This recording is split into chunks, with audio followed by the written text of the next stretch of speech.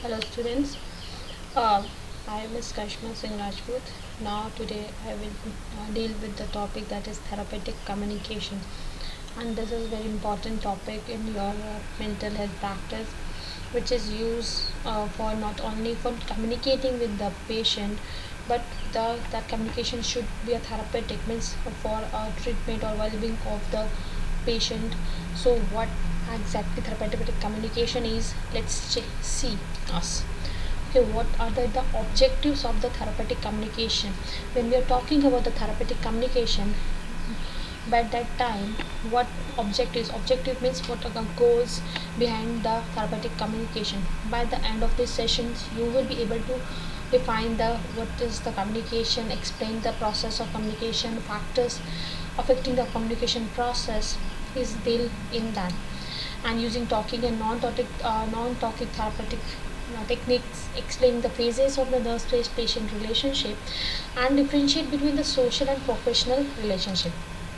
So the contents of the slides are the definition of the communication, clients of the rights of clients, you can simply understand, and the communication process, goal of therapeutic communication, qualities of good communicator, types of communications. Okay, so these are all in the contents of this. Other things are communication skills and techniques, tools for affecting communication, factors affecting communication, characteristics of the successful communications, and phases of nurse patient relationship with the, and the last we will deal about the difference between social and professional relationship. So let's see the introduction of the therapeutic communication. What exactly the therapeutic communication is? Here we can see that it is establishing a therapeutic relationship is one of the most important responsibility of the psychiatric team when working with the client. When you are working with the client, what is the most important thing is that you have to maintain a relationship with it, that is therapeutic relationship. You are a nurse and your patient, you have a therapeutic relationship where you work as a team and for the well-being of the client. Okay, next see what exactly a communication defined as. So communication is simply defined, it is an art of transferring or exchanging information, ideas or thoughts easily and correctly through a verbal and non-verbal language. What communication is? It is a you are exchanging or transferring information. For example, I am giving you an information that go tell your friend that Manish that you have to submit your assignment. That is my information. Then you will go through and inform your friend that your madam has asked you to submit your assignment. That is, you're transferring my information and there is an exchanging of information. By the time your friend said that I had already submitted, then you come to me and tell me that madam Manish has already submitted. So you are exchanging. We are exchanging the information between you and between you and me. There that information is exchanged, we have transferred the information, we exchanged the information through a correctly verbal and it may be also a non-verbal way. Next topic is the client's rights. When you are dealing with the patient, he or she has a certain rights. Okay, if you are dealing with the patient and the therapeutic clients, rules are there, that is the patient's dignity should be maintained, information should be correct, patient therapeutic choice. Okay, which point choice of treatment patient can go for is the therapeutic choice.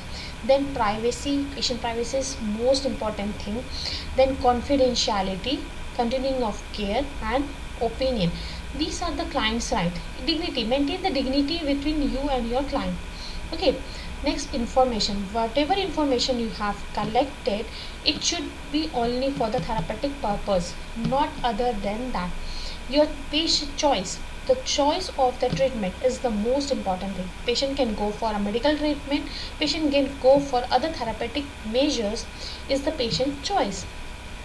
Privacy, patient privacy should be maintained while dealing with the patient in the therapeutic communication process by collecting the information with the client. And confidentiality means you are not going to share any information of the client with anyone else. It should be confidentiality, it should be between you and your client. Continuing of a care and opinion, you can take an opinion or patient can take an opinion regarding the treatment process. Okay, let's check the communication process. The communication process should be defined as sending, receiving process. What exactly we do in the communication process? We send the information and receive the information. It is simply a communication process. Here in the picture you can simply see that there are two persons. First one is the sender and the second one is the receiver. In the sender's mind you can see the cultural norms, thinking process and emotions, whereas in the receiver's mind you can see the cultural norms, analysis of the message, emotions and listening skills. What happens when we change the information between the client and between the receiver, sender or receiver? When talking, there should be eye contact, personal space must be there, overt and covert message should be there, words sounds should be there, use of touch, that is a non-verbal communication methods, bad body language or other things which is related in your communication process. Okay, next we will see the goals of therapeutic communication. When we are talking about actually our goals of therapeutic communication, what exactly it is? So we have to establish a therapeutic communication relationship between the client. First you have to maintain the therapeutic relationship between establishing your client relationship. Your client must know who are you, why you are here, what you are going to do with your client. So before that you give your introduction to the client and client also give you his or her introduction to you. Then identifying the client concerns and problem. Second point says you have to identify the what the client want to focus. Okay, where the client problem is. So what the concerns and problem is there, you must identify. Then assess the client's perception of the problem. You have to assess the client's perception of the problem. Then recognizing client's needs should be there and guide clients towards a satisfying and socially acceptable solution. So you need to assess the perception of the problems of the client. What's perception behind the particular problem is the client is having. Recognizing the client's needs. What client actually needs, what he needs, what she needs. Is she needs safety, is she needs talking about his or her problem. So you need to recognize what actual client need is there. Okay, then guide the client toward a satisfying and socially acceptable solution. While giving any guidance to the client, you should give such guidance that are socially acceptable and satisfying to the client too. Okay, now comes the qualities of good communicators. When we are talking about the communication, therapeutic communication, client relationship, all that should be made is the important thing is that it is all about your good communication skill. Okay, so what are the good qualities of a communicator? Respect and empathy of the client. You should maintain the respect for the client. Then good communication skill must be there. Tolerance of values and beliefs different from one's own. Unbiased attitudes. Patience, awareness of gender issues should be these are the good qualities of the communicators.